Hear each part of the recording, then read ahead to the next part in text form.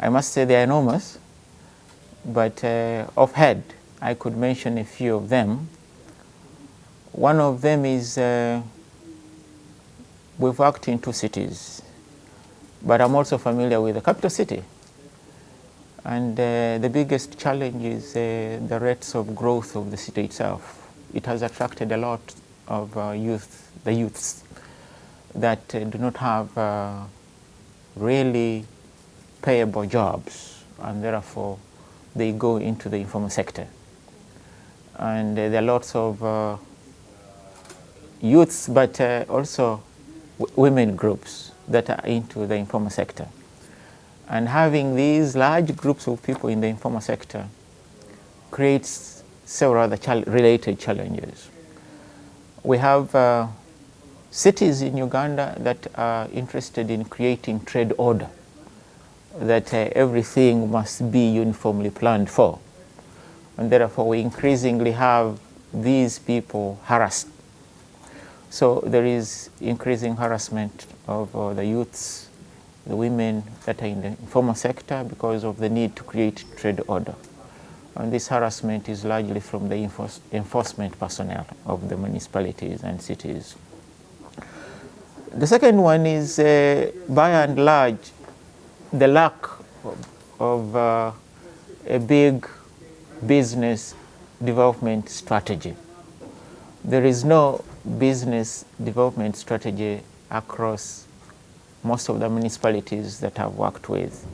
And therefore, because of the lack of a business strategy, people are not directed on what is best to sustain their lives. But most importantly, for equitable economic growth, there is a need for proper infrastructure. And this is typically lacking, or one would say it's inadequate. And saying it's inadequate, it takes several forms. One of them is the inadequate market infrastructure to provide for facilities across these groups of people. And of course, we have frequent power failures, electricity, power failures, and those persons in the market suffer this problem. And of course, the harassment also includes payments for trading licenses. The rates are very high, for which people are not willing to pay. And of course, utilities like water, these are very, very inadequate.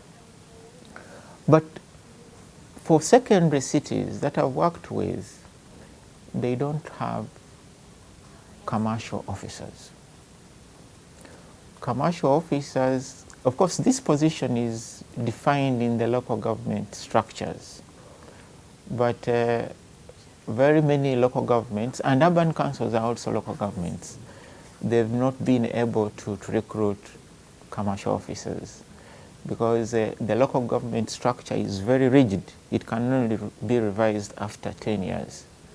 So there are those that have expressed interest in having commercial officers, but they have to wait another 3, 10, 5, 7 years to have these commercial officers. That can encourage equitable economic growth. For now, that's what I can say.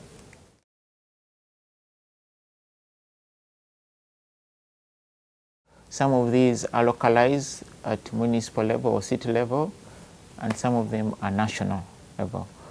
But to say the least is that one is that there has been a creation of the national local economic development policy. That national local economic development policy is intended to promote local economic development. But this national local economic development policy must be operationalized at local government level. It must be operationalized at municipal level. It must be operationalized within urban councils. And this has not been effective. Those that have been able to do it have also been able to recruit the commercial officers that I pointed out as a challenge. That is one. The second one is again at national level, but moving down to urban councils. We have a youth livelihood program and a women empowerment program. Those have been rolled out at a national level. And several groups of women and youths have been identified in these urban councils to benefit from national program. And within this national program, it's sort of, they've started a revolving fund where if youths come together in two groups, which we are calling savings and savings groups, they can access that fund. If they're engaged in small businesses, that fund is intended to boost that small business. The other is most of these urban councils are benefiting from a community of persons that we call the Municipal Development Forum. This Municipal Development Forum initially started with World Bank funding, but this is a forum that links the local governments with local communities. So it's like a tool where local governments can easily work with the local communities to identify what is best for these local communities for any of the things that would require any kind of support from the local government. Then it's possible they get them. But lastly is that the initiatives that have been started to deal with these communities is that the communities have homegrown associations. For example, we have what we call market vendors associations. We have motorcycle associations or border associations. So local governments work with these homegrown associations to identify what is best, what challenges they face, so that they can be supported. For now, that's what comes off head.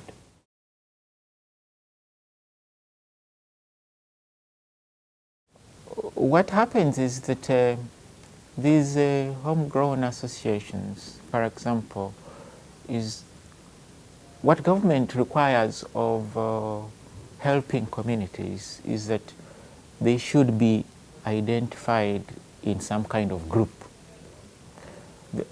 If there is a group that is created or formed by local people themselves, that's when they can be supported. Government does not want to support individual persons. So these groups or associations which are homegrown around a particular thematic area, for example, market vendors, for example, borders, it could be tax operators, it could be welders, it could be vehicle drivers, it could be persons that are just washing vehicles. Those small things that they do, for as long as these people are in a group, that's when the government can support them.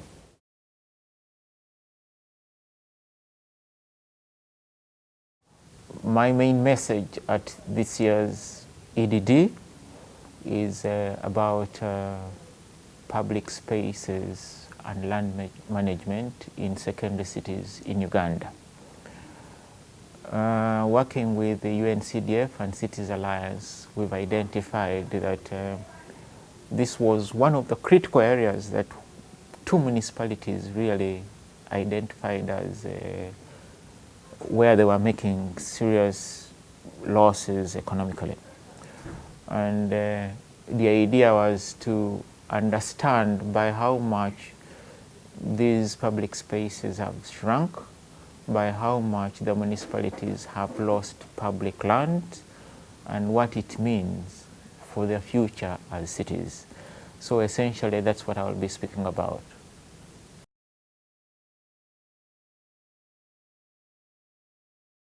Public spaces, depending on how one understands them, but in the works that we did, we took a broader definition of public spaces. They could include open spaces, green areas, they could be cemeteries, they could be playgrounds, they could be school grounds, so they could be the natural areas, like wetlands, for as long as these are in the cities. The thing that we was think about is that some of these are play areas, and playing for children, for school children is very, very important. Biologically and emotionally, these are very important. But we have also observed that where we have some of these wetlands or natural areas, they are protecting cities from floods. And once we lose them, most of the municipalities are now flood prone. We have a high flood risk. So the key message that we are presenting is that once we lose some of these, for example, cemeteries, if you lose a cemetery, where will you then bury the persons that die? If you lose a big playground, play is very, very important. If you lose it, the economic opportunities that arise when you have a playground in a city, but some of these have disappeared. If you lose a forest reserve, which we're talking about in the context of climate change, then you're losing some of the carbon sinks. If you're losing golf courses, our cities are now having a big old population growing up. These are the areas where they can have some time for recreation. So once you lose recreation areas, again, you're putting the old people at a disadvantage. So there are lots of things which are economic, some of these are natural, and of course, social cohesion is very important.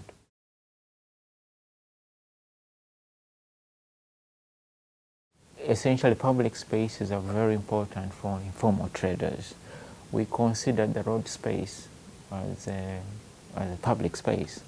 And we have, in our planning systems, the jobs we say in our cities appear after 5 p.m.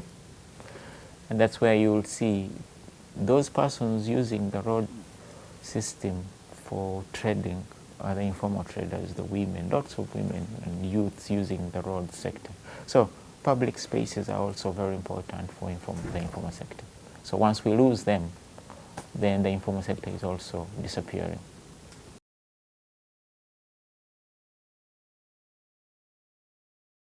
The single thing that I would like people to know about the work that we've done, or maybe I could say there are two. One is that public spaces and public lands are very, very important for city growth, for promoting equitable economic growth, because they encourage lots of people to come together.